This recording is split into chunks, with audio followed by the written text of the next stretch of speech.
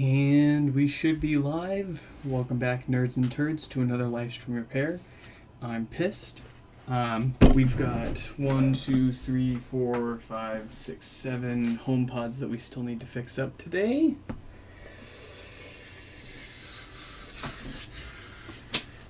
Let's get started. Oh. Yeah, so you might be wondering why I'm in a mood.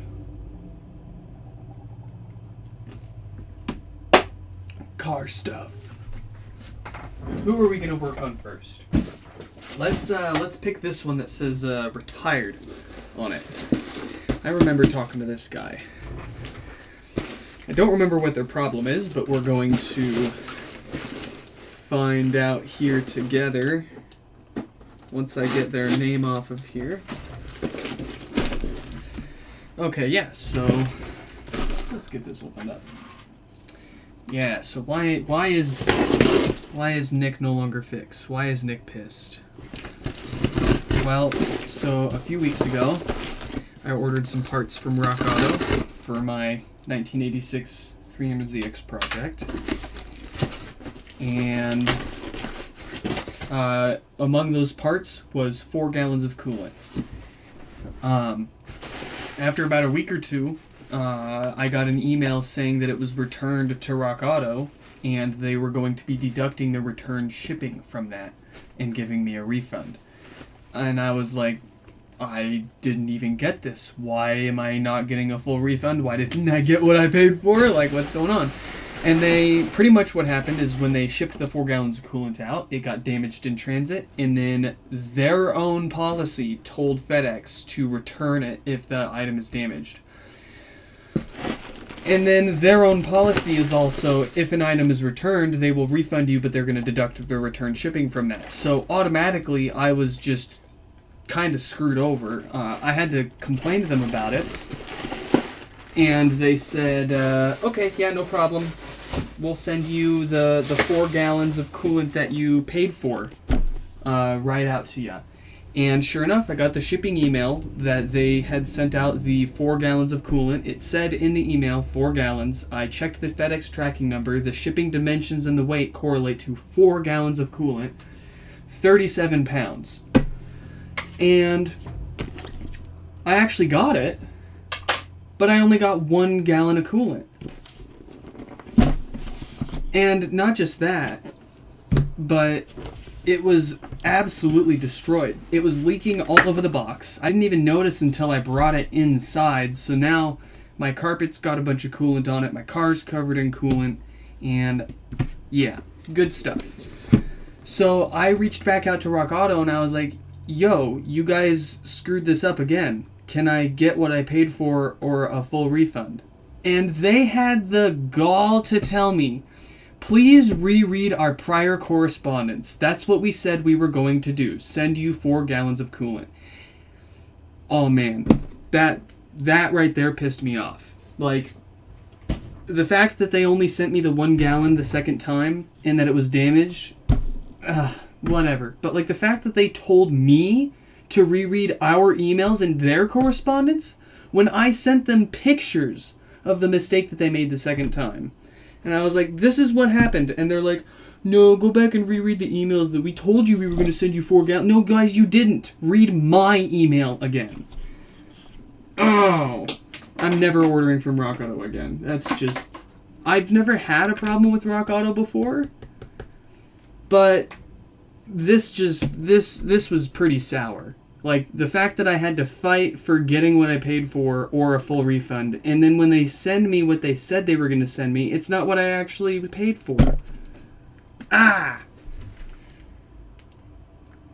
Anyways, let's find this fellow here in our emails and find out what is wrong with it.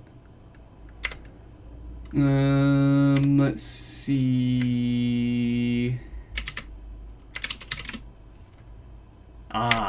Looks like we've got a Mr. Paul. And they've got a classic no power symptoms. So let's get their name up on the screen. We've got Paul with no power.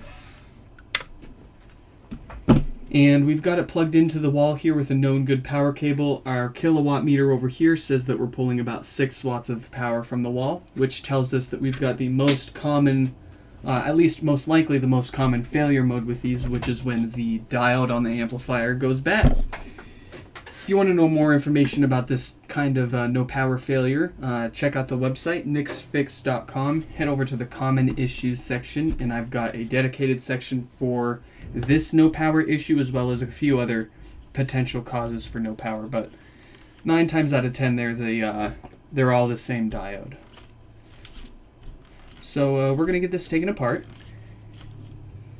and see what's going on from the inside. It's also going to take me a little bit to make sure my setup's the way that I want to. There we go.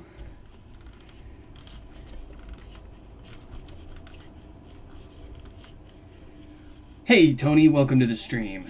Oh yeah, you're curious what I told them after that? I pretty much replied to Rock Auto saying in bold and italics, no, you. I pretty much told them, no, you read our last correspondence, read my reply, use your eyeballs, check the photo I attached, and fix the problem. Give me a full refund or send me the 4 gallons I paid for undamaged, please. I would have gotten someone on the phone. Dude, that was the first thing that I looked for the first time they screwed this up. I was hunting left and right for a phone number, but unfortunately, Rock Auto has absolutely 0 phone support. They are purely online customer support only. Email only at that. So, honestly, it's not too bad. Like, their email support does seem pretty responsive, credit where it's due. But whoever's actually packing these items and verifying, it gets better. Right, so I ordered the 4 gallons of coolant, a couple of hood struts, water pump, timing belt kit, a whole bunch of parts for the Z, because I'm going to be redoing a whole bunch of it, because I want to make it nice and, solid and reliable. And when I got the timing belt kit with the water pump, they didn't give me a water pump. They sent me a mass airflow sensor for a 2000 base Chevy Impala. So, again, I've never had these problems with Rock Auto, and I've been ordering from them for at least the past 10 years, if not longer. And then out of nowhere, they screw up not once, not twice, but 3 times in a row on the same order? Good grief. I think I'm done with them for a while. Amazon's way worse though. Like you're lucky to get the frickin'. So don't get me started about Amazon. Like, you'll get roughly the part that you ordered from Amazon, but it's not going to be exactly like bolt-on compatible with your car. You're going to have to modify it more often than not. That's what it was like when I replaced the starter in my wife's 2006 Audi A3. I ordered a replacement starter on Amazon, and what showed up was not for my Audi A3, despite the compatibility check guaranteeing that.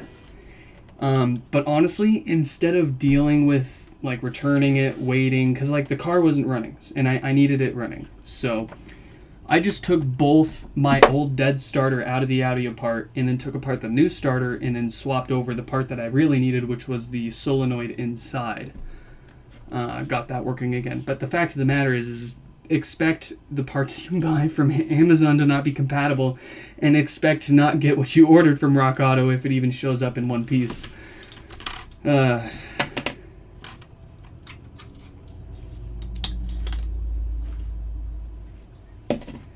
I don't know. See, and the other thing with Rock Auto is they have multiple warehouses across the country. They don't have one single warehouse that they ship everything out at. So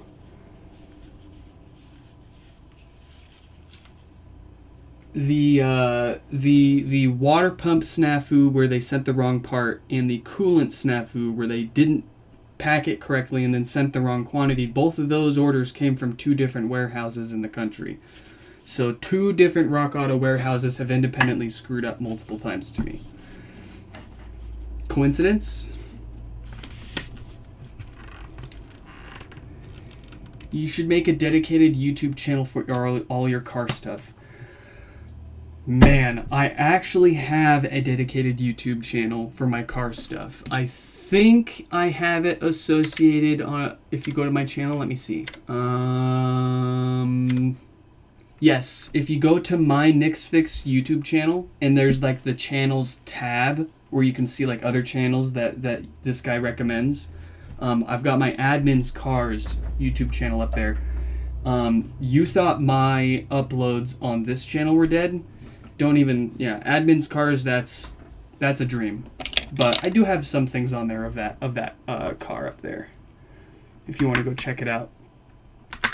And I'm kind of 50-50 on whether, because I do plan on filming the upcoming work for the Z, but I'm conflicted on whether I upload that here on on Nick's Fix, because I am technically fixing the car, and I don't want the channel to be just HomePods. I want it to be about fixing pretty much anything.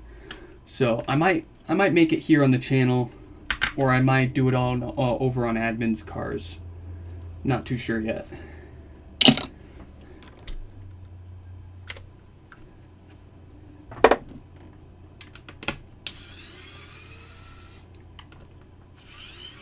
Yeah, I must have some really bad luck, because I found this really cool fleece like top at Urban Outfitters. It had a bunch of mushrooms on it. I really like mushrooms. And I didn't even know that there was a full matching outfit. Like you could get matching joggers, matching socks, the matching beanie. I was actually wearing most of this stuff on yesterday's stream. So I bought the fleece top from Urban Outfitters, found out online that these guys actually sold a whole set. So I bought the joggers, the socks, and the hat to match it from Parks Projects. And I bought the medium joggers when they only had 5 left of them. And I was like, oh man, I can't believe I got one of these when they only had 5 left. And like, I'm gonna have the full complete fit, and I'm gonna be fresh. And they sent me the socks, the beanie, and they sent me another fleece top instead of the medium bottom joggers that I paid for. And of course, when I went to check the website and reach out to their support to let them know that they sent me the wrong thing, the medium joggers I paid for were no longer in stock. And yeah, rip the dream.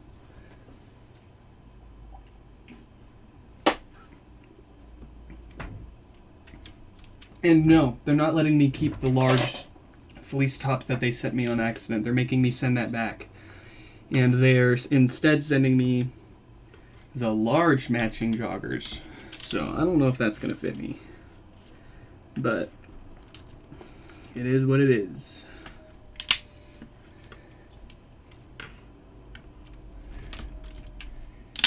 YouTube tells me that YouTube is not receiving enough video to maintain smooth streaming. I don't know about that. The stream looks pretty smooth to me. I don't know about you guys. I think YouTube's just being a butthole.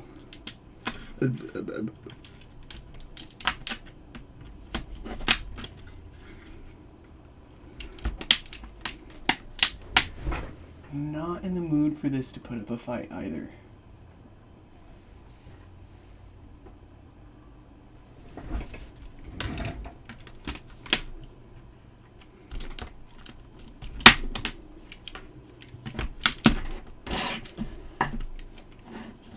Oop, almost missed one. We don't want to pry up on that.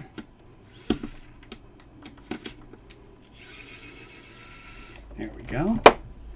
Let's get that side.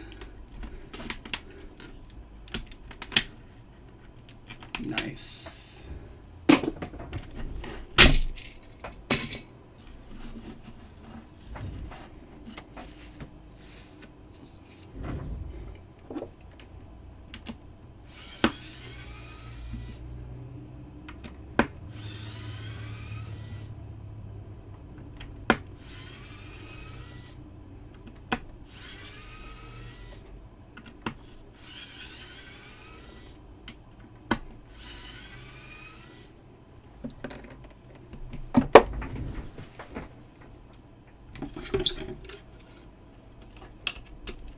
Okay, woofer check.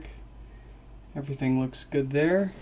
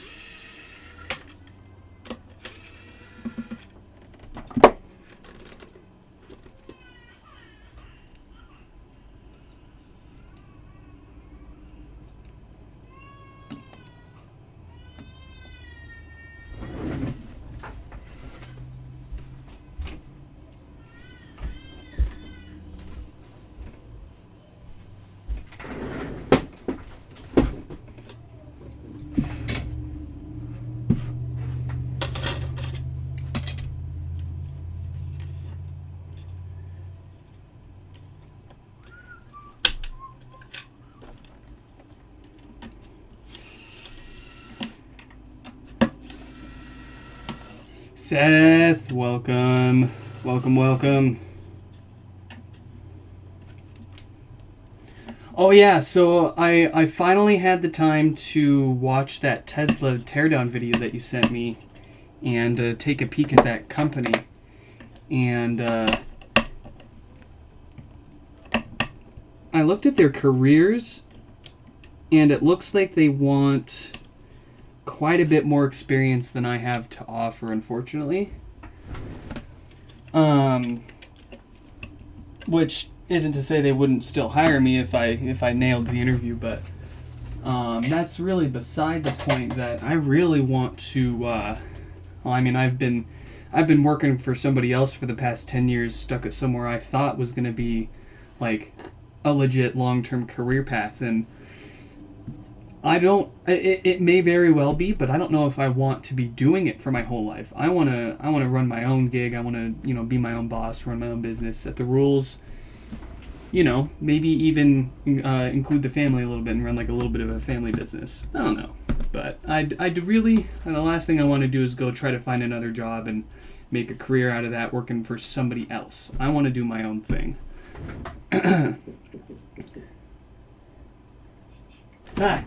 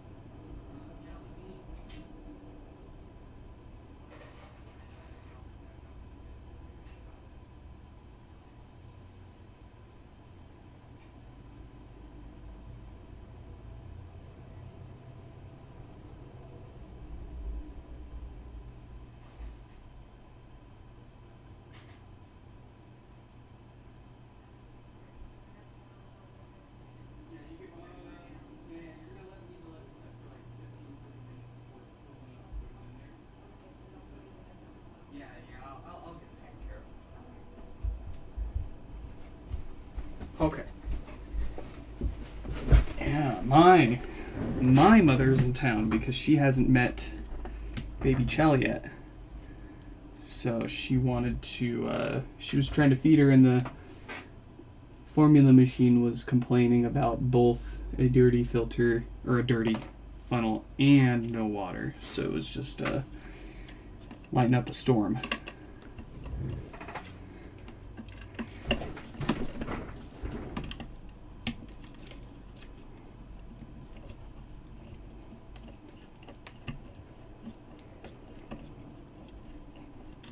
And we've got a rather difficult screw to deal with in here. We've got thread locker from hell striking yet again.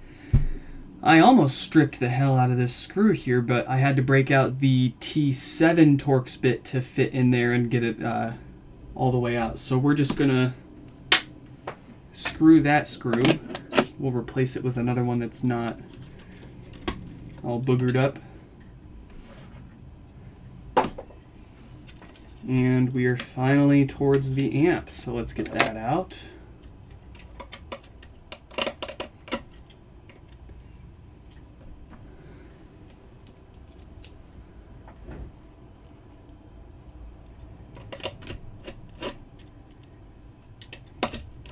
Yeah, like, and don't get me wrong, it definitely seems like a really good opportunity, and I may be a fool for not taking it, but I really want to carve my own path, and I think we're doing all right so far.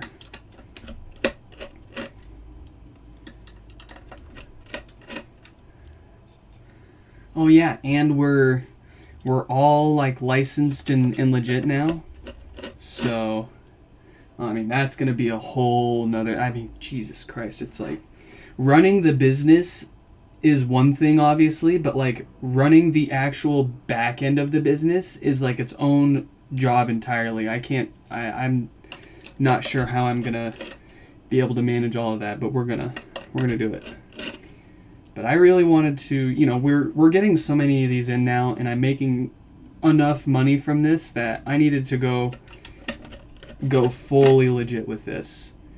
And coincidentally, Seth emailed me about something similar to this the night that I applied for my business license. So yeah, crack open the champagne. We are 100% legit now. We'll see how long we stay open. What's the statistic? Like some ridiculous majority of startups fail within like a year or two. I'm not concerned about it. Even if this is just like a temporary thing where we're only fixing HomePods for another year or two, I'm happy with that. We accomplished some good things.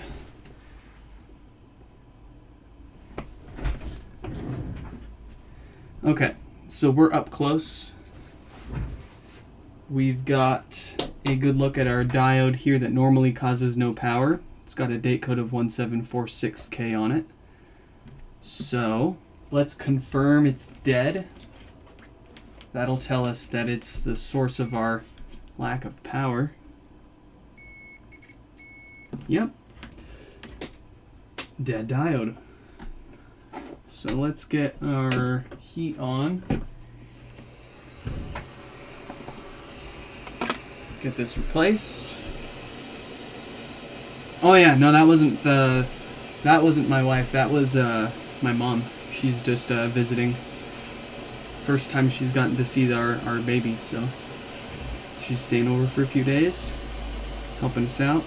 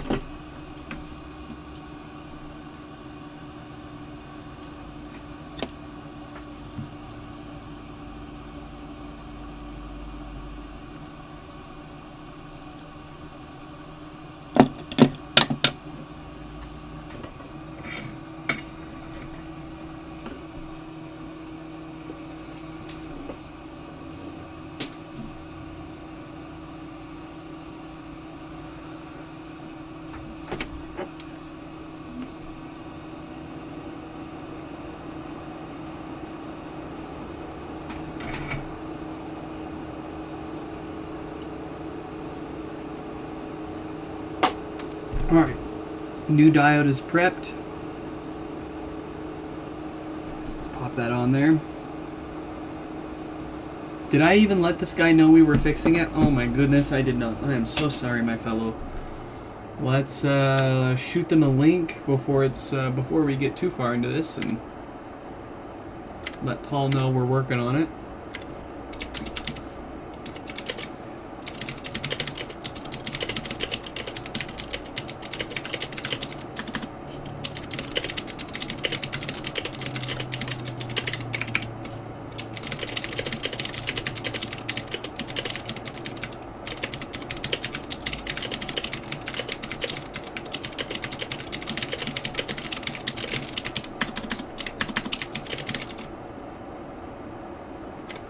Oh, that just makes my blood boil. Please read our prior correspondence. No, you. Freaking jackwagons.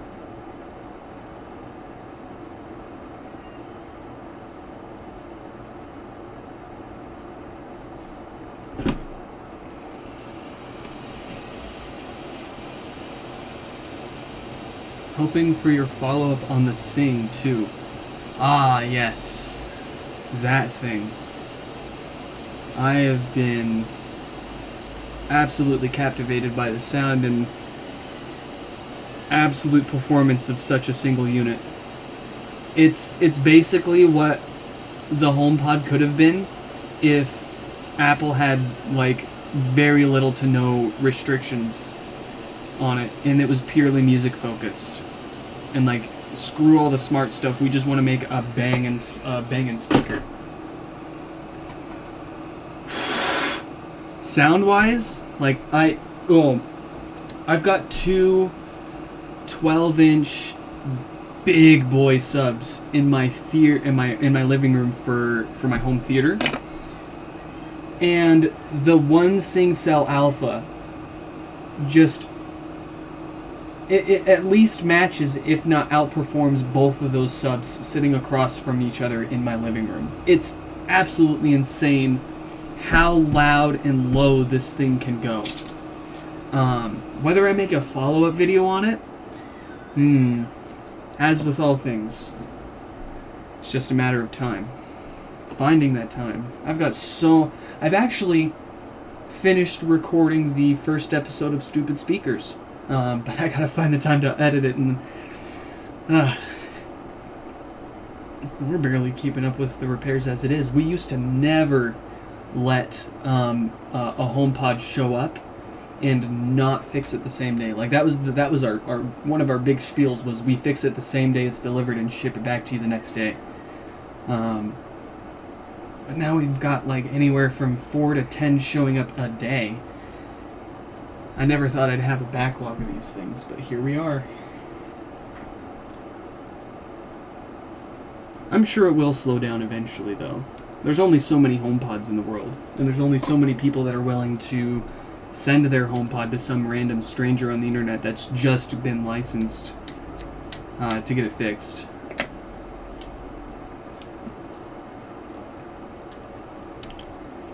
So I'm hoping we do get some more. I'm hoping things slow down, like for my sake, for my wife's sake, and for everybody else's sake, because like it sucks seeing how many of these things keep coming in broken. It's appalling. Like, and there's no recall. You're left on your own for this.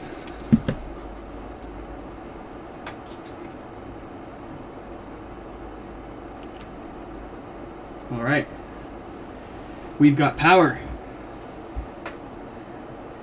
6-inch subwoofer, so it's remember, it's actually two subs. So it's got the sub on the top, and then it's got the sub on the bottom that fires through the actual speaker stand. And they actually fire opposing. So when this one moves out this way, the other one moves out that way, and like this.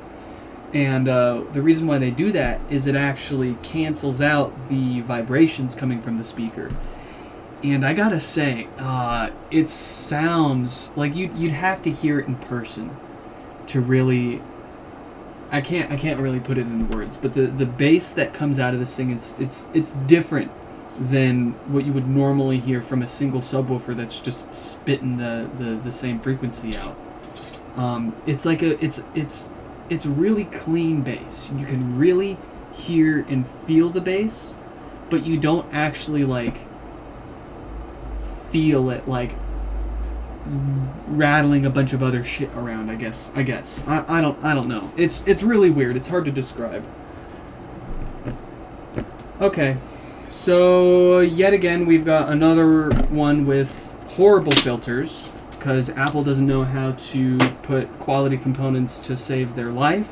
So we're gonna get new filters on here, because if we ignore this, this is gonna fry its bass speaker in a few weeks or a few months. So it's a good thing this got sent in and we're looking at it now, because if anybody else were to look at this, they probably would have fixed the no power issue and not even caught the 200 millivolts of offset this piece of shit still has. So let's get some new filters on here. God, I'm not in the mood for this shit.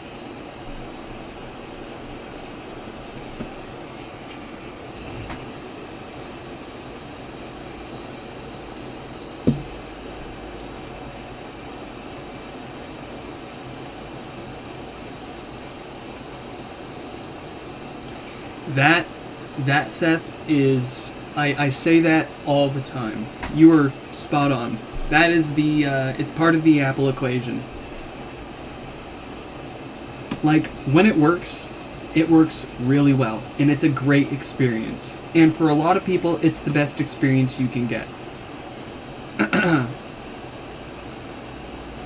And when it doesn't work,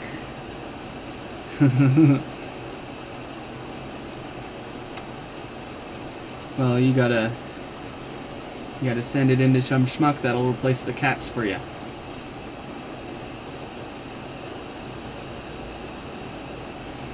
Nah, man, why do these... It's like we go through, like, these weird coincidental streaks where, like, for weeks at a time, we'll get these, like, all these no power repairs, and none of them have any other issues. Like, all their filters are just fine, their offset's all less than 50 millivolts. Easy, straightforward repairs, just new diodes. And then we get these. We get, like, 10 in a row where, like, they had no power, but we get them powering on, and lo and behold, their filters were crapping out, too.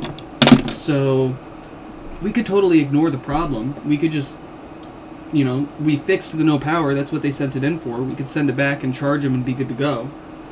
They wouldn't notice anything wrong with it until a few weeks to a few months later, when that excess DC voltage eventually roasts the subwoofer or the amplifier, or it gets so bad it causes death parts. So we can't in good conscience leave that with that 200 millivolts of offset and growing, if we can help it.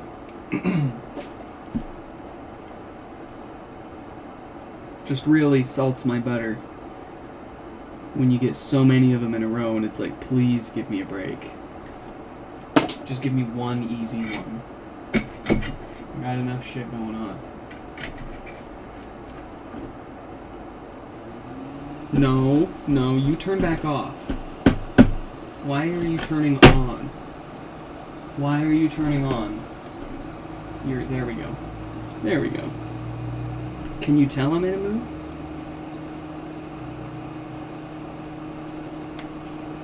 I apologize if it bothers you. But I'm also bothered. I'm very bothered right now.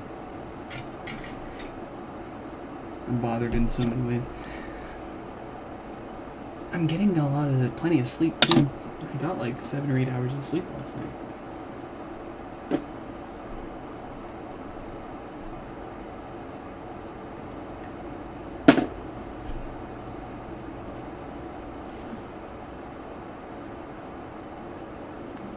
And I know these pads aren't going to take the solder, and I'm going to have to sit here, and that actually worked pretty well.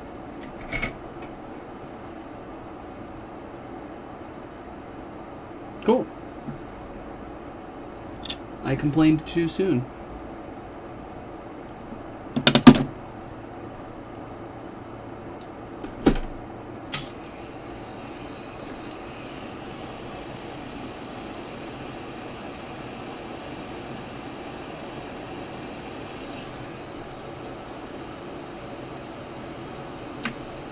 Oh my.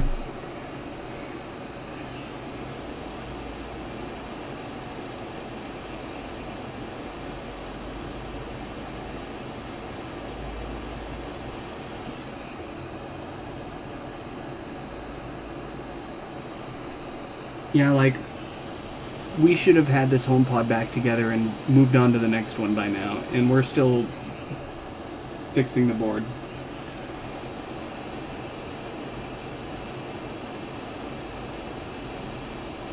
What is going on today?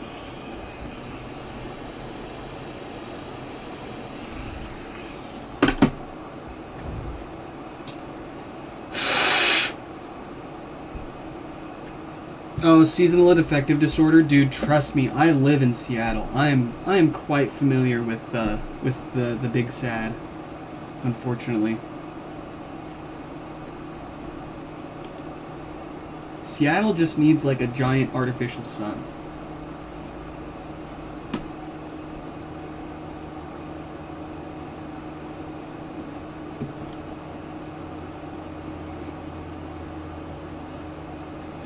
You're building your own Class A monoblock amplifiers?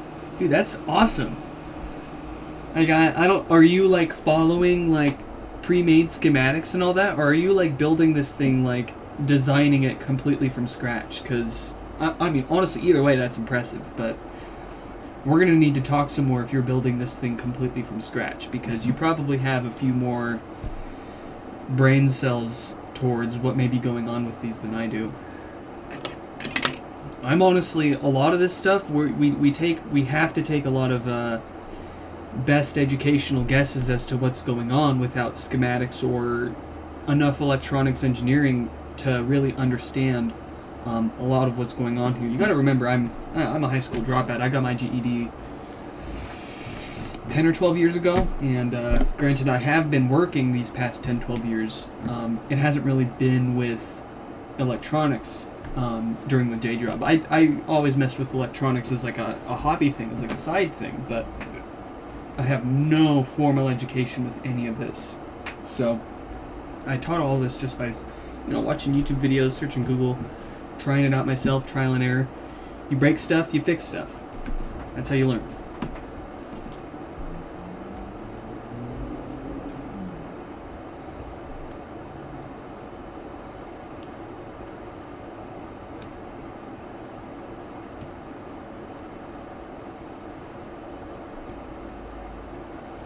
Oh, cool. Okay, so take a kit, put in better components. I like that.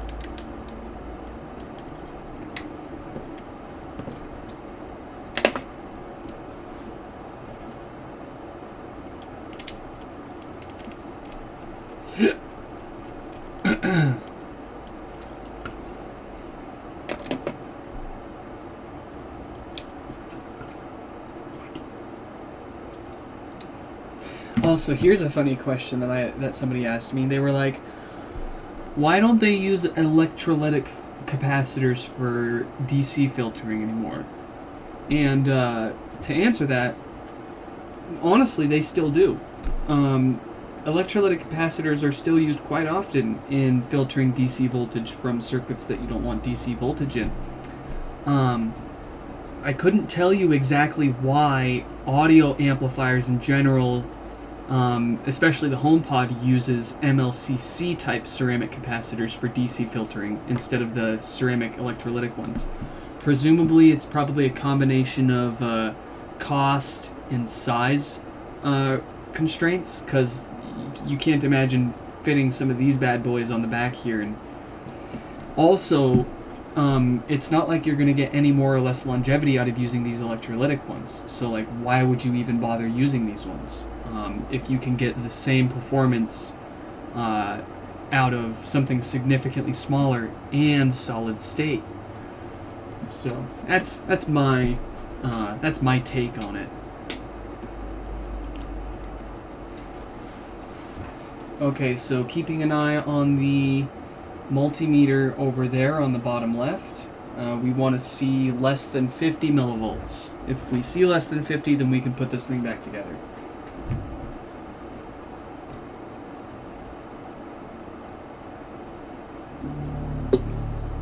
Alright, so we've still got our good bass. We heard the setup tone there from the subwoofer. And our offset is looking excellent. We're sitting at just about 1 millivolt, which is a significant improvement from the 200 millivolts that we saw on this before replacing those filters. So I can put this back together and in good conscience send this back to them knowing the subwoofer and the amplifier are going to be protected from DC voltage for quite a long time, at least a few more years. These caps don't last forever, so inevitably, eventually, they are going to go bad again, and they're going to need to be replaced. It's probably going to be at least a few years, if not longer, before that happens, but it's going to happen again. It's just natural for these types of caps to go bad over time. Funny enough, you can actually bring them back to life and within spec again by simply following the manufacturer's guide for heating them back up and cooling them down again. And what that does is it essentially resets their crystalline structure, and it just basically resets them to almost brand new again. So, yes, we were getting this put back together.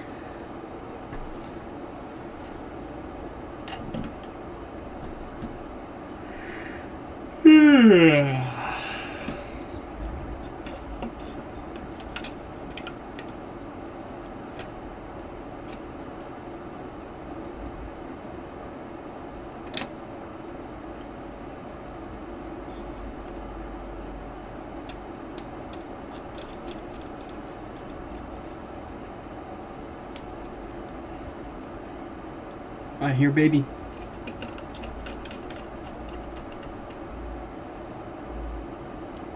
Oh shit, that was boiling water.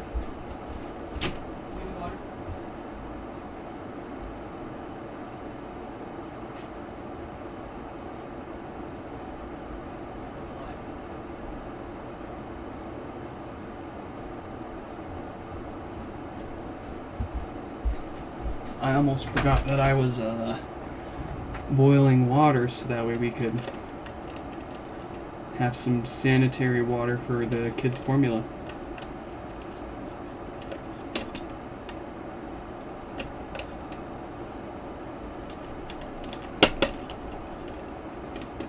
Alright, quit screwing around.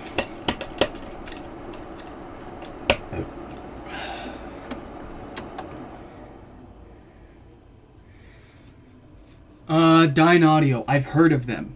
Yes, I never thought to actually reach out to them, but I'll have to do that.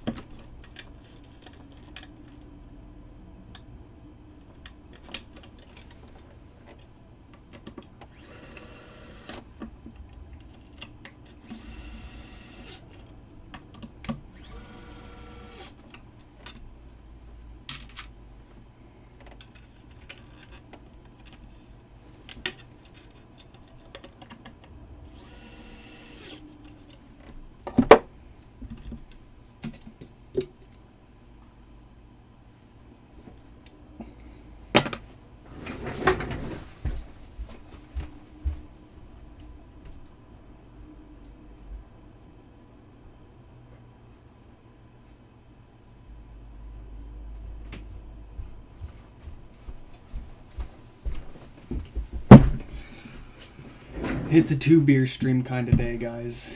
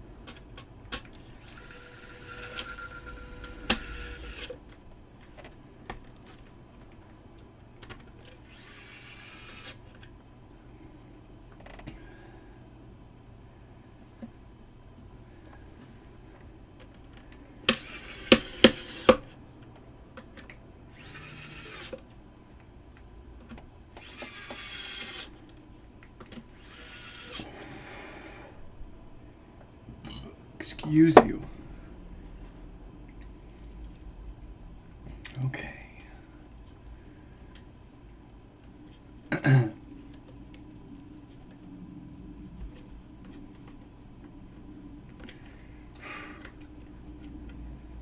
I'm feeling better now that I've ranted about my day. Still not in the mood for a bunch of crap, but I'm feeling better. Mood swings are fun, aren't they?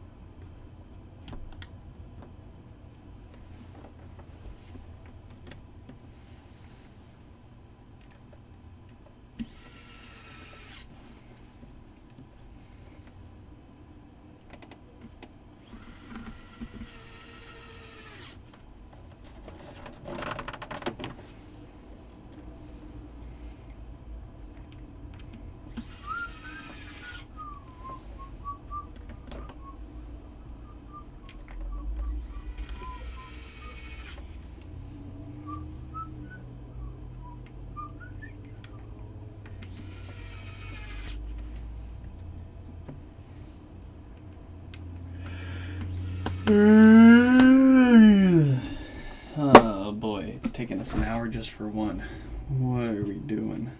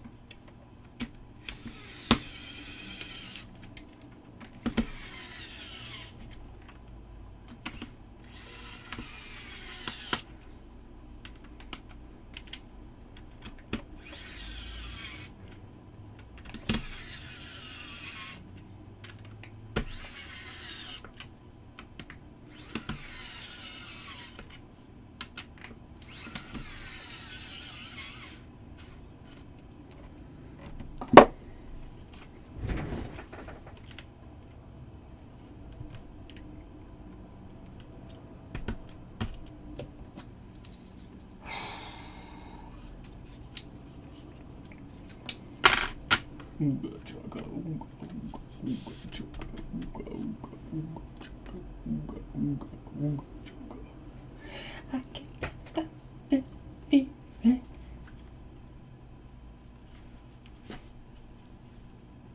No.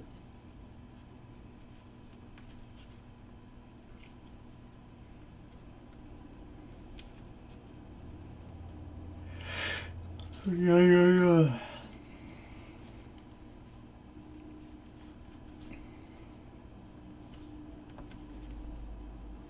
Ow!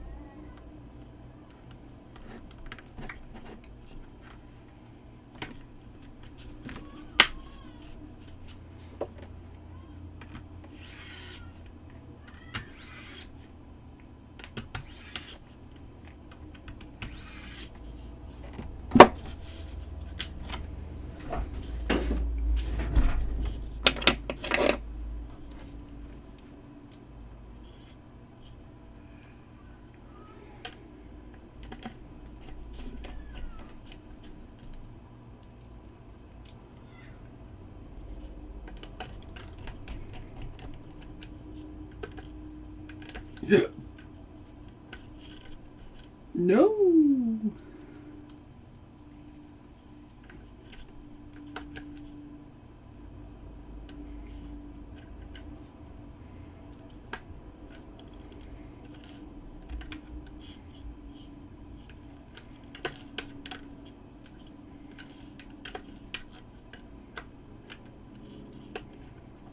There we go. Okay. Display.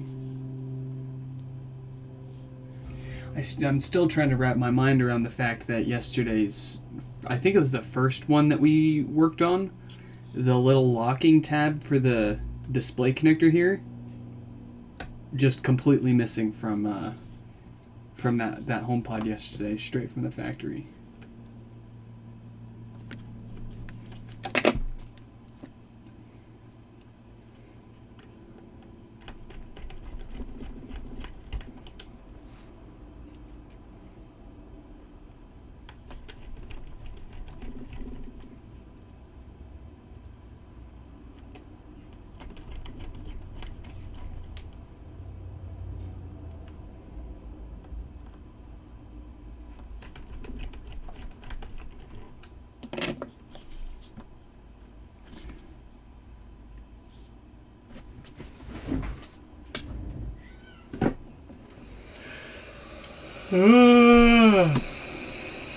Can't stop the yawning either.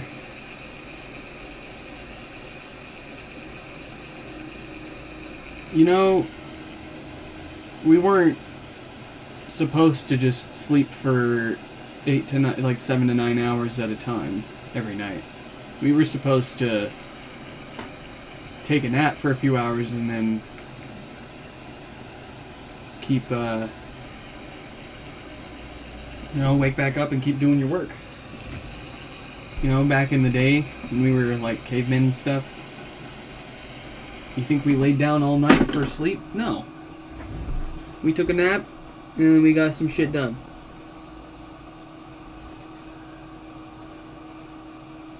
And I say that because right now I feel exhausted. And I could definitely go for a nap right now.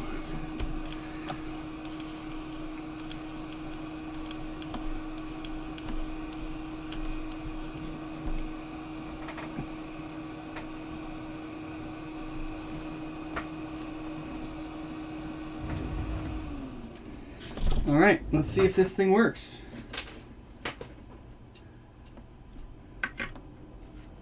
Yeah, we got power. Oh, coffee beer? I don't know about that. I think I've tried a coffee beer once and it was exactly what you'd expect it to be. But hey, if the absolutely repulsive taste is what it takes to wake you up, then there you go. That might do the trick for you.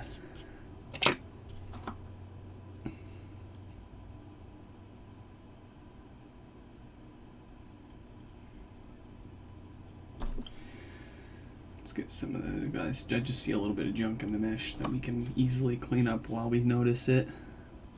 I'm having trouble connecting to the internet. For more info. All right. I'm having trouble. Everything checks out. Siri sounds, volume lights. We'll leave this plugged in to power overnight just to make sure, like we usually do for all of our repairs. But this one appears to be fixed and ready to go. All right, who is next? Let me ask you, the viewers, are any of you watching right now? Did any of you actually send a HomePod and it's delivered and you're waiting for us to fix it here and now? If you're here in the chat with us and you've sent your HomePod in and it's here, then we'll get yours taken care of here now. But if not, then I'll just grab a random one from the pile and we'll continue on in just a minute here. Just to let you guys know, let's see, we've got Timothy's from Canada. We've got 2 from James over in Oregon. We've got a James from New Jersey. We've got a Lyman from Hawaii. Aloha. And we've got a George from California. So I think we're going to pick on George if nobody else is here.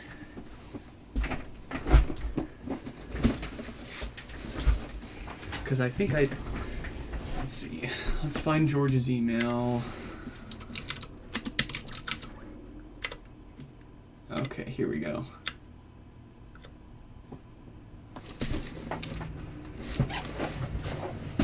Oh, hey, Paul. Welcome, welcome. Glad you could make it. And, yeah, I don't know if you were here ever since I sent you the link or if you just joined us, but we got yours finished up here and ready to go. Well, shoot, if nobody else is here with us, then let's pick on George and shoot them an email letting them know that we're getting started on theirs now.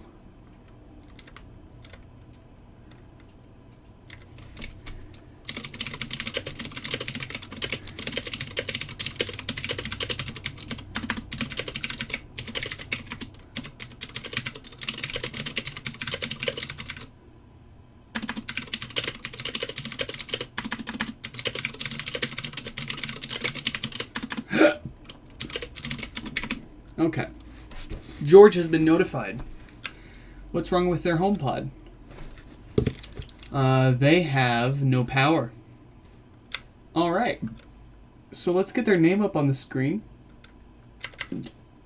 And take a look. Yeah.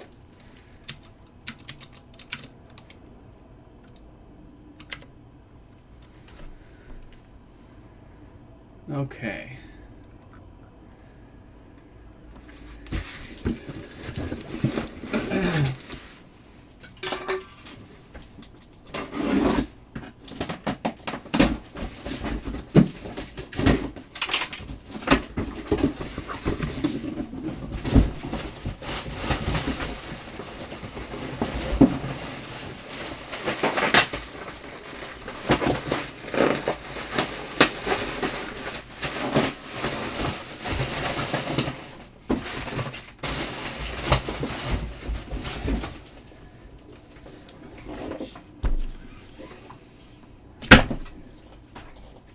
Say goodbye, power cable.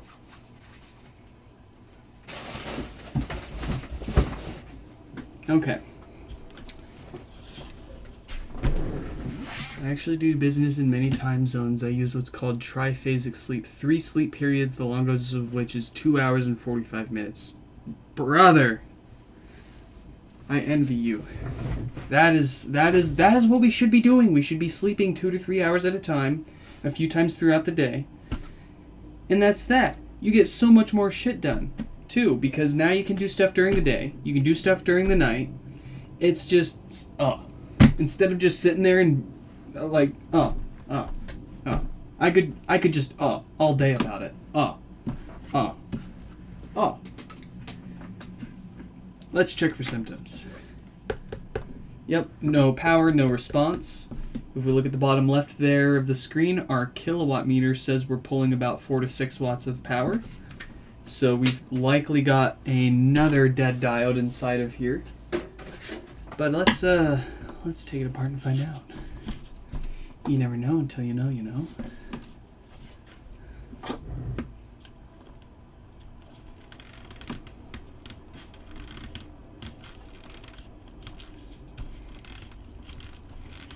Yeah, like, I can imagine, like, you take a nap at, like, whatever random time in the middle of the day, and, like, for those 2 to 3 hours, you're not reachable by people. But, like, to me, that's a worthy trade-off, because getting enough sleep, to me, is, like, as important as eating and drinking water. It's, like, one of the pillars of life. Without sleep, you can't have a good quality of life. And if you neglect your sleep, you're bound to develop issues as you get older, like Alzheimer's or memory issues. So, like, that little bit of inconvenience for others not being able to reach me when I'm taking a nap, far worth the years of life that I'm going to continue to have perfectly functioning down the road.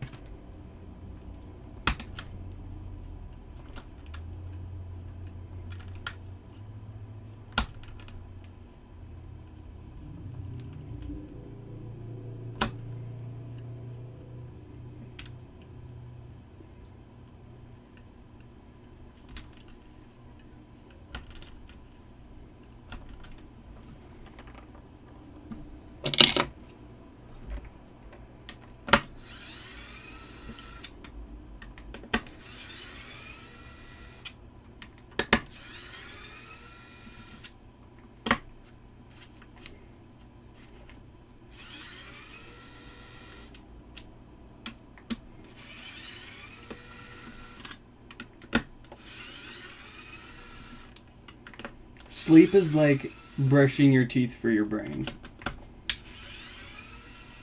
If you don't do it enough and you don't do it well enough, eventually, just like your teeth, your brain's gonna rot out.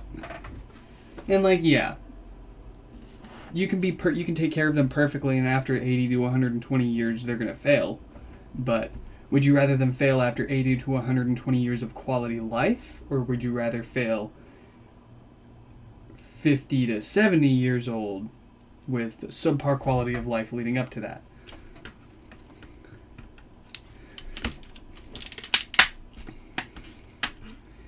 Give me sleep or give me death.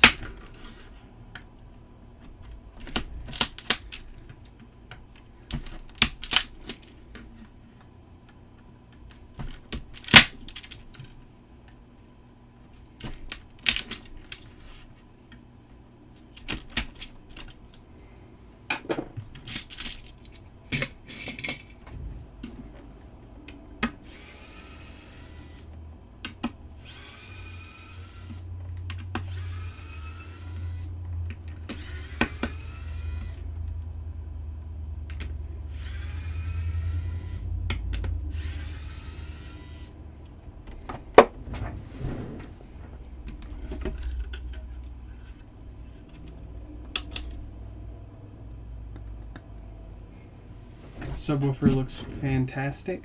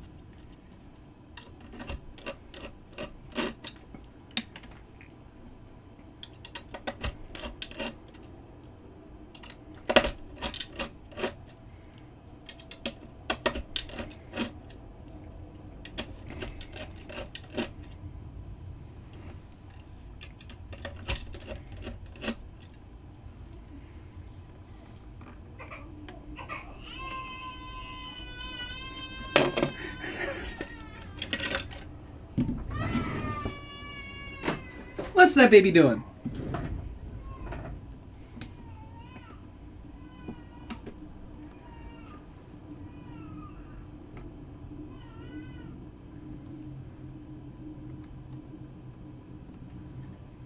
So we've got a diode with 1748K for a date code on it. I think we all know what to expect when we test it. That's a dead diode. So let's get it replaced and see if this board powers on without any other issues.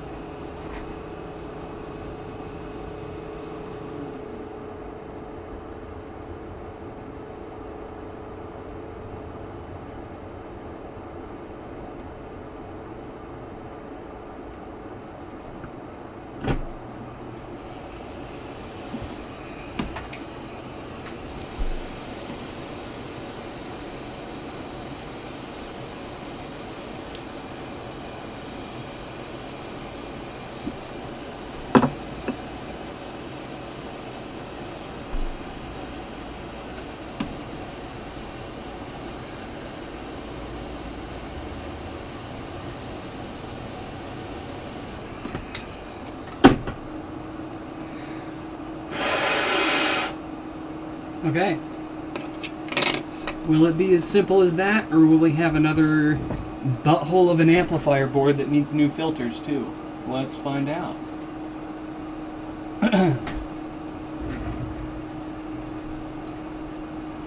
How does this keep sliding down? Interesting.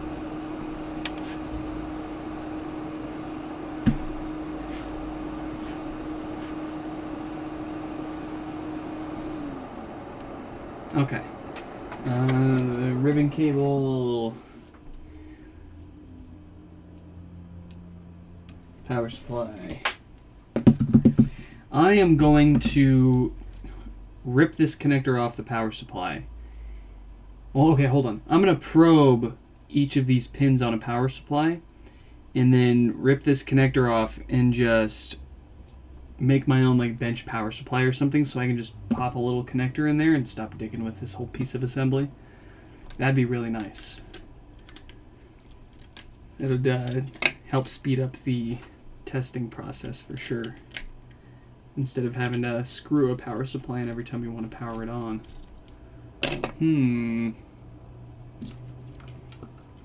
I've got a lot of ideas for, you know, like tools that would make HomePod repairs easier, but you know, I don't know how much sense it would make considering the demand.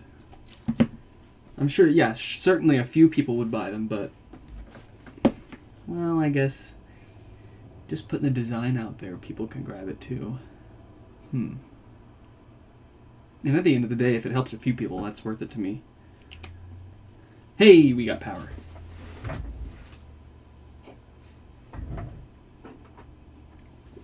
But I'd like to make some sort of adapter, some like vise or something that you just put into here. It would expand, and then you could just pop the top off, like basically like a corkscrew, pulling a cork out of a bottle.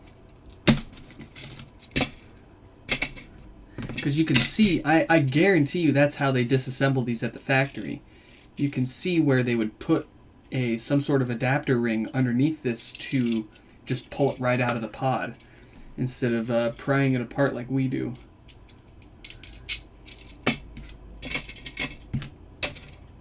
Okay, what's our offset? We've got 5 millivolts of an offset over there. So that is well below the 50 millivolts that we like to see. That means that this is ready to go. And I'm even happier because that just makes the repair a little simpler. So let's get this put back together. And then I think we'll be able to knock out maybe one more tonight.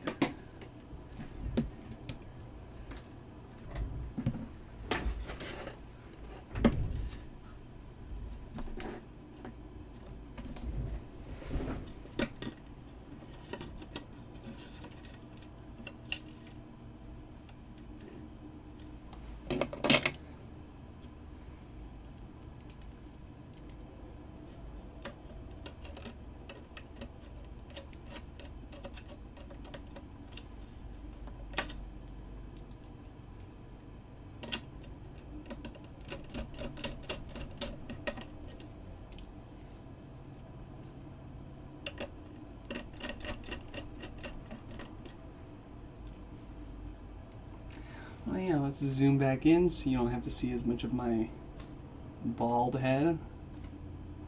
There we go.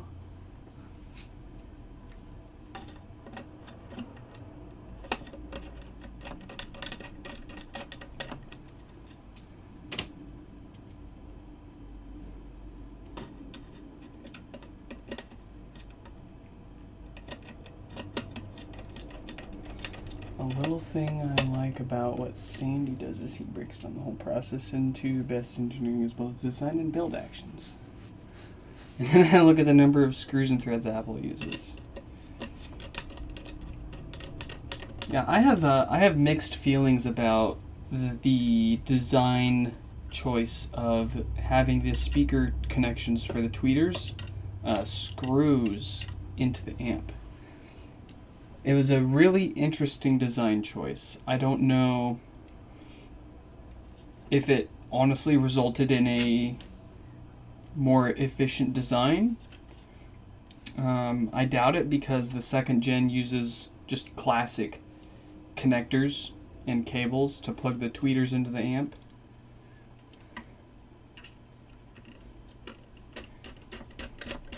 I imagine since the HomePod Gen 2's theme seems to be revolving around reduced cost, similar HomePod performance, that this design with the screwed terminal posts for the speakers is a little more expensive than just running classic connectors and wires.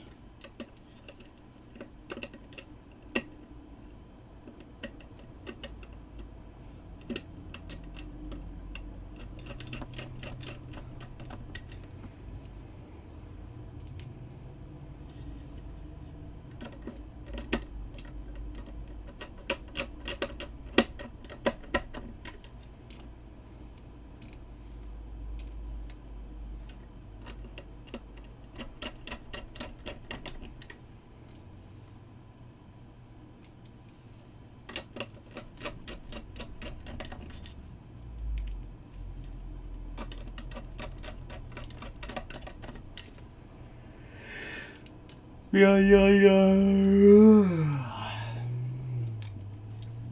There we go. Nope. No. Nope. Come on. There's always one who likes to fight. Or they could just use the connector as the positioning device to locate, secure, and aim the tweeters. One-stop shopping. Yeah. Why not?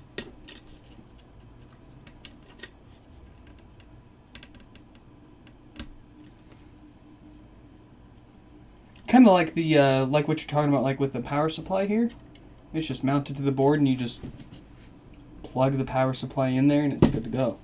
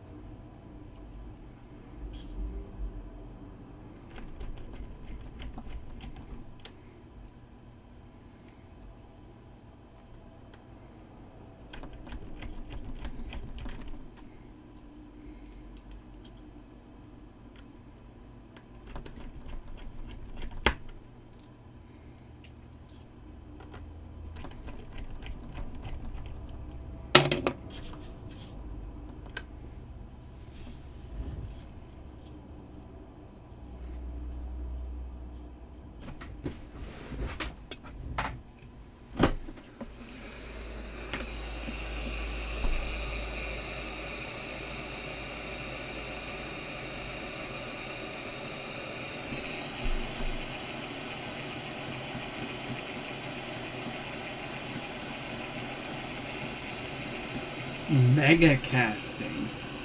Huh.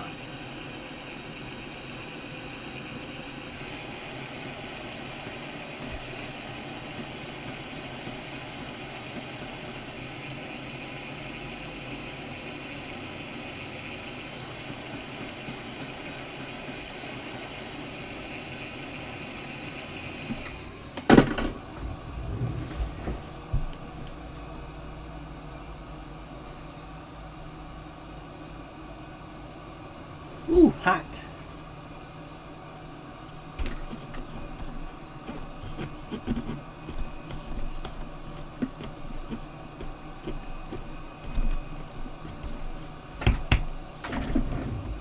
All right. Totally forgot to move to the reassembly step there, but let's check and see if this is good to go.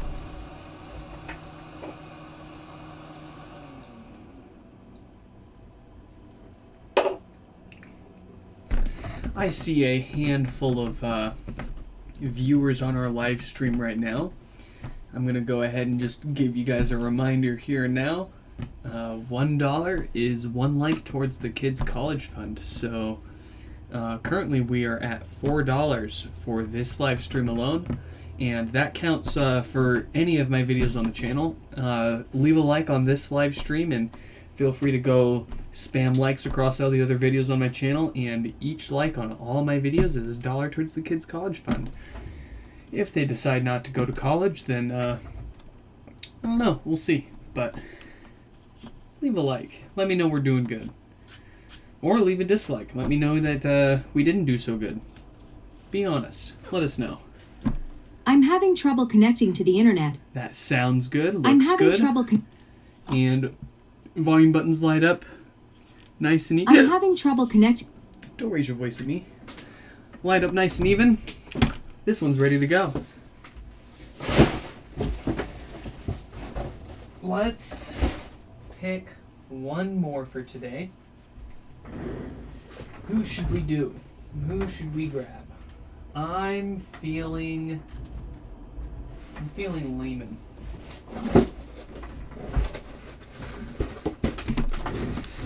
The cast and place every mounting location, every threaded insert, every tab and fitting, every boss, every structure needed for stresses in milliseconds. Whew.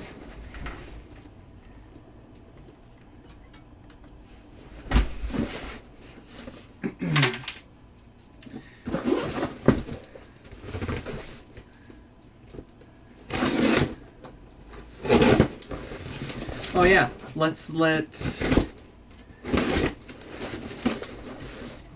Lehman here know that we're getting started.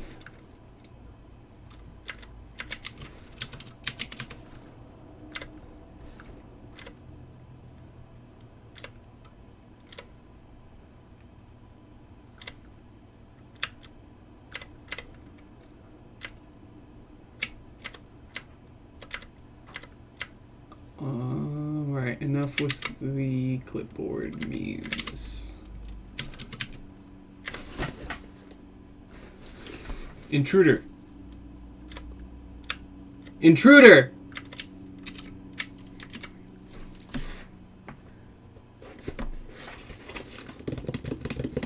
Okay.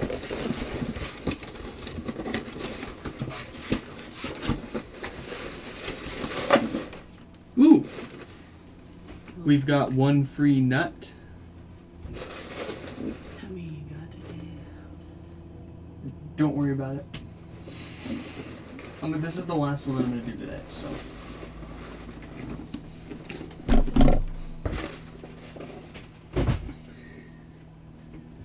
Alright, let's put our free nut to the side here. I don't want to lose that.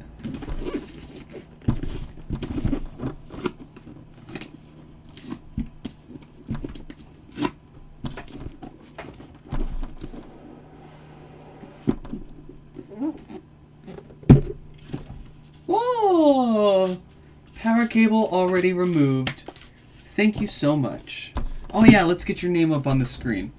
So that way we aren't confusing people, eh? So this is not George. This is Lehman.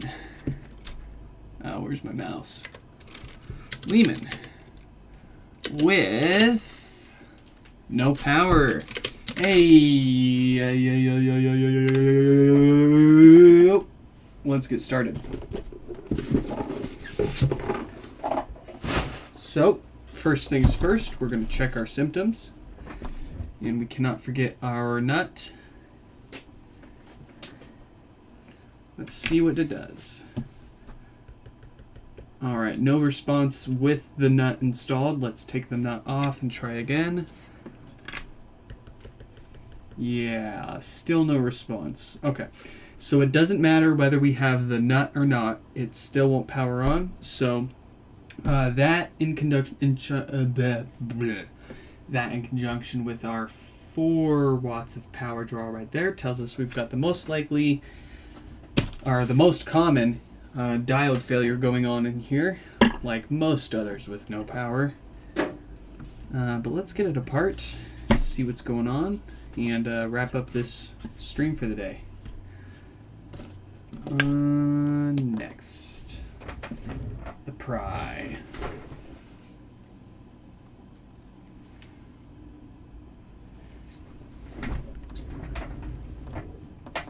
How does this mat? I'm gonna tape this mat to my desk.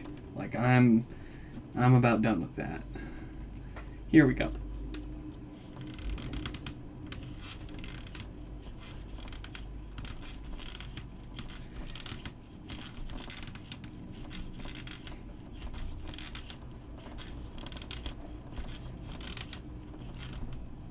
Haha, that's good. Did I reach my stand goal has been achieved by sitting here prying HomePods apart. Good job, Apple.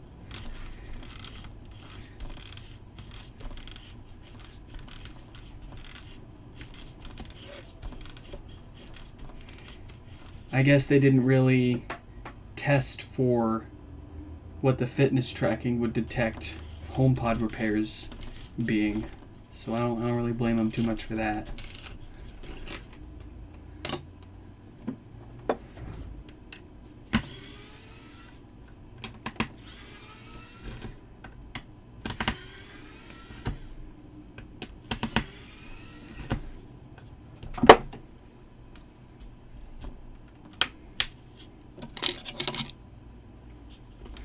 No! There we go.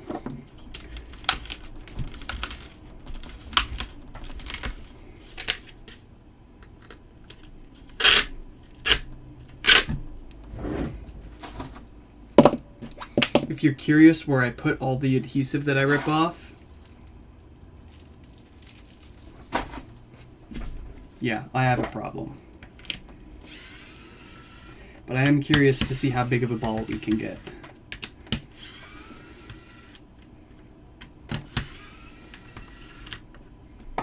And if you're curious, well, why don't you use adhesive when you're putting it back together, bro? Well, I can tell you confidently and with experience, the adhesive is not necessary.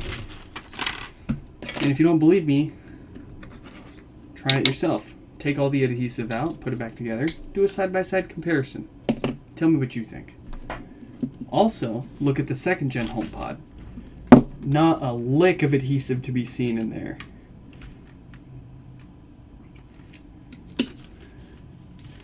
So they were like, you know what? Making something intentionally irreparable kind of sucks because we can't even fix it ourselves. So Apple was like, let's make it a little more repairable. So at least we don't lose as much money whenever these things break. Because like Apple shot themselves in the foot making this thing so irreparable that they themselves couldn't even reflash the firmware on them without deeming it junk. So they were like, yeah, we gotta... If we want to save some money on these things, then we got to make it at least remotely more repairable, like a little more repairable. Come on now, guys. And so they were like, okay. Hey, we made it cheaper too. How'd you do that? Oh yeah, we took some speakers out. No big deal.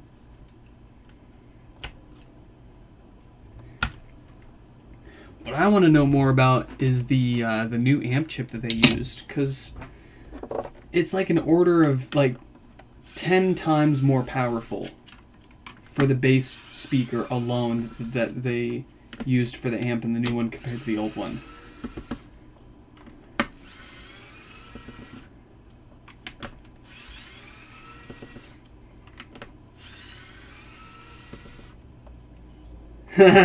Yeah, that's a. I can't wait to share my my fitness, because I got Kira. I got my wife an Apple Watch too. She's been using Fitbits for years. Prior to that, she was using the Motorola Moto 360 that I had gotten her like shortly after we first met. So she used that for a while. Then she went on to Fitbit, and she used Fitbits for years. And then I got her the iPhone 14 to replace her Note 8 that was starting to show its age. And with the kid coming around the corner, I wanted to get her a phone that had a pretty good camera for her. And yeah, the Note 10's a pretty good phone, but it just, at the same time, like, you look at the camera quality between that and like a modern flagship smartphone, and it's incredible difference.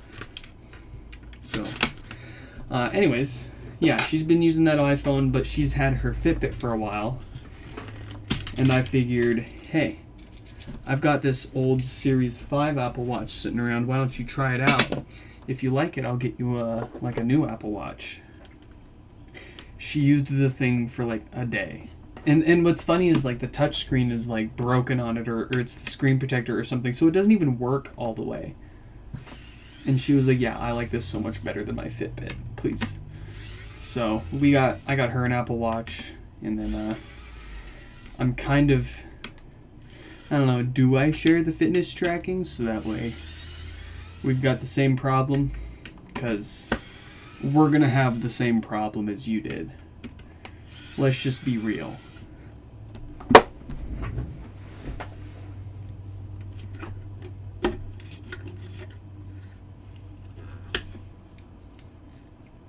Woofer looks great.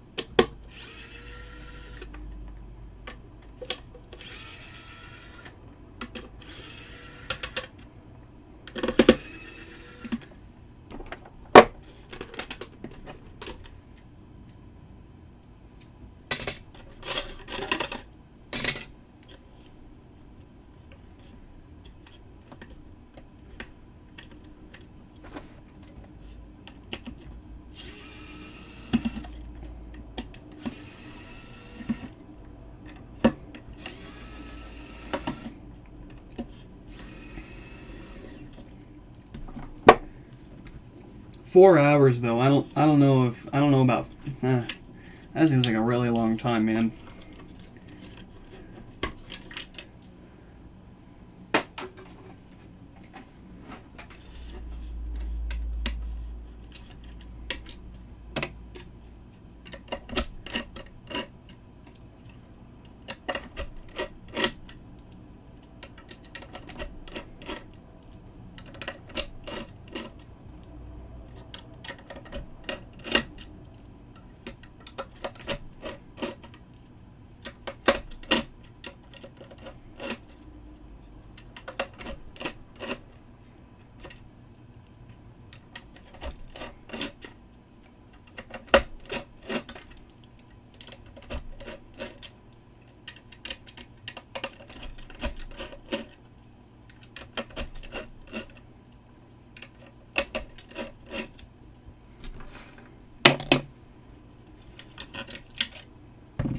Okay. I just hit a huge energy drain. That sucks. Okay. Here's what we're gonna do. Because I'm... I crash and burn, man. Let's see. I want to get this fixed, but I don't... Oh, man. Here's what we're going to do. We're going to check and see what's wrong with this. We're going to get the board working again, and then we're going to call it quits there because I just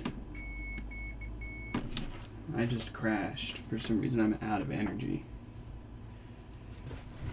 Why? I need coffee, but I don't want to ruin my sleep.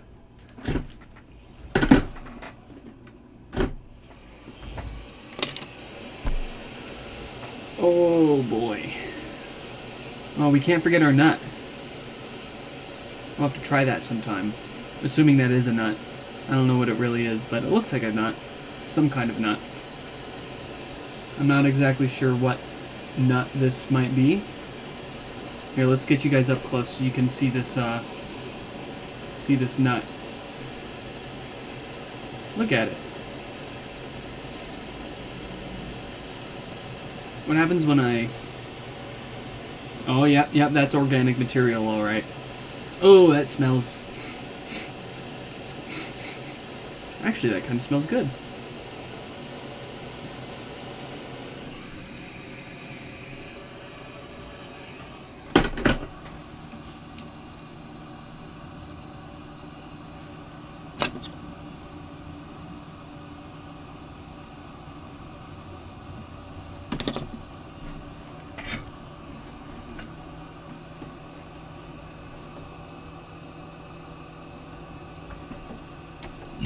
Excuse me.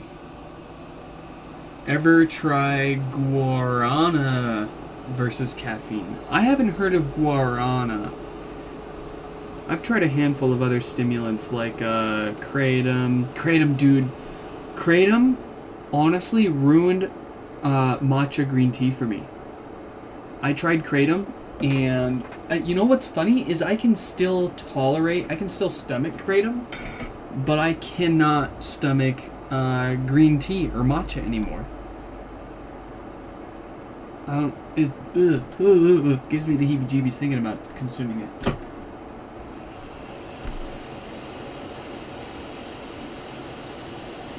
But I'll have to look into guarana. Hard to keep up on all the new stuff that everybody finds these days.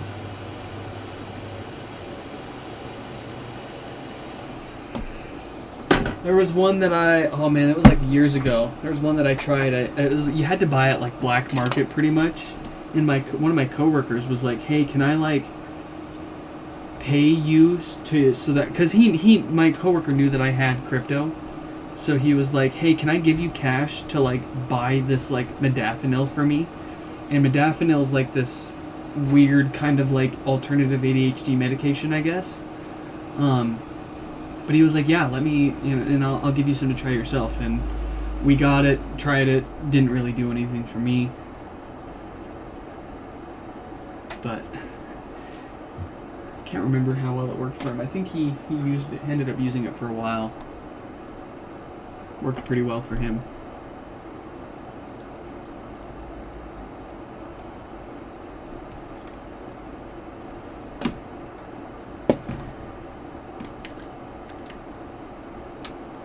Breaking the law. It's not even breaking the law because like a lot of these drugs that like come out, they're getting around it by making the molecule, because the U.S. federal government bans drugs, like the very specific drugs. So like you can basically take a given banned drug, slightly alter its molecular structure a little bit. If it's similar enough, it's going to give you the same effect, but it's also different enough that it's not what the federal government scheduled. So you're perfectly good to go. Save for all of the health and safety risks, but from a legal perspective, it's weird. Hey, we've got this powered on. And with that, I think I've just found enough energy to get this put back together, and then we'll end the stream here.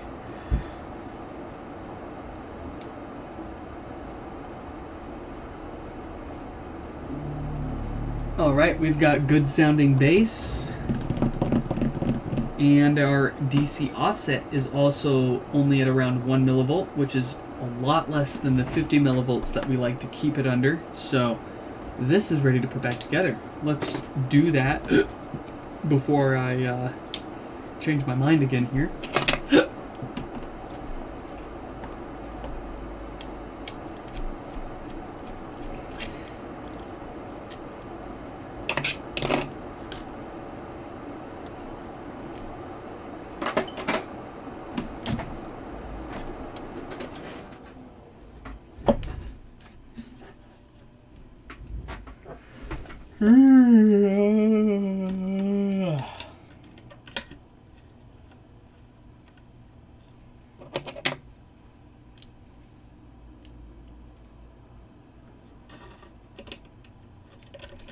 What is up? Welcome to the stream. Good to see you around again.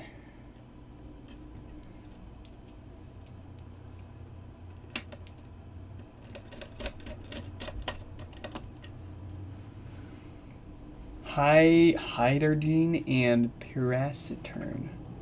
Okay, you can give me some stuff to look up.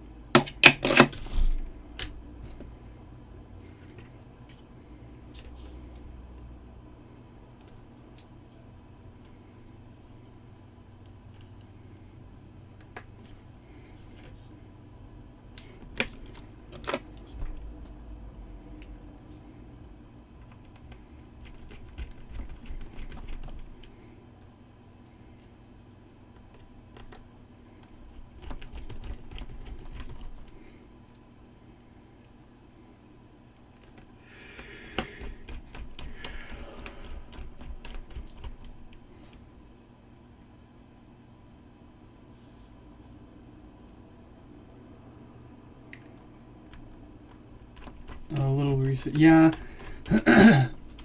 I'm not too surprised. Miniware, I've never heard of the brand before. It's probably just some instant 5-minute business that some Chinese manufacturer whipped up to sell these products or drop ship these products or something. I don't know. Miniware is probably not a very well established name, and like I mentioned before, I've seen the exact same screwdriver under different brands for less too. So yeah, I'm totally not surprised that you can't find anything for Miniware, the same as you couldn't find anything for, honestly, the brand names of a lot of like Amazon or like Wish.com products, for example.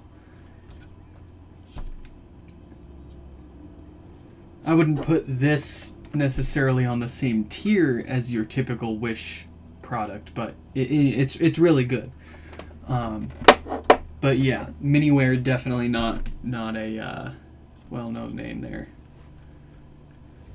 Doesn't mean that they're bad. It just they just put their name out there out of nowhere, kind of like we did. We started out of nowhere, so it's not a bad thing. And it's proven itself pretty well. I'm very happy with it. We still use it daily.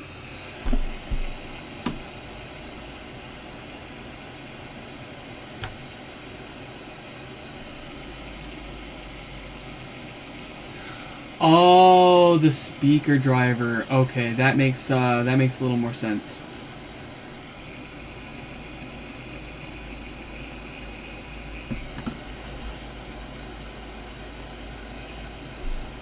Haha. That's funny.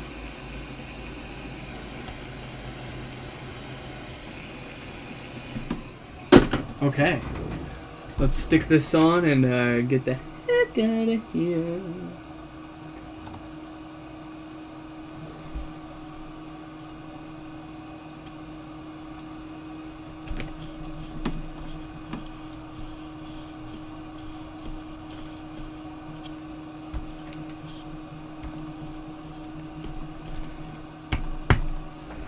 Okay. Yeah, who makes these things again? You're talking about the subwoofer speaker, yeah?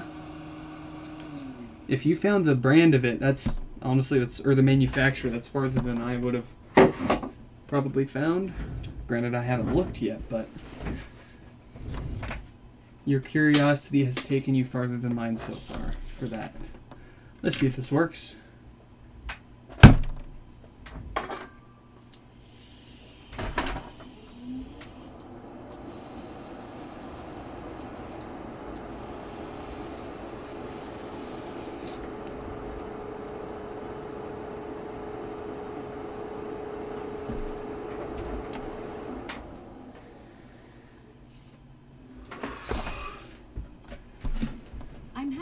Yes. I'm having trouble. Yes. All right. We've got everything we needed to, or at least that we could get to, fixed up today. And we've got a little bonus nut to go along with it.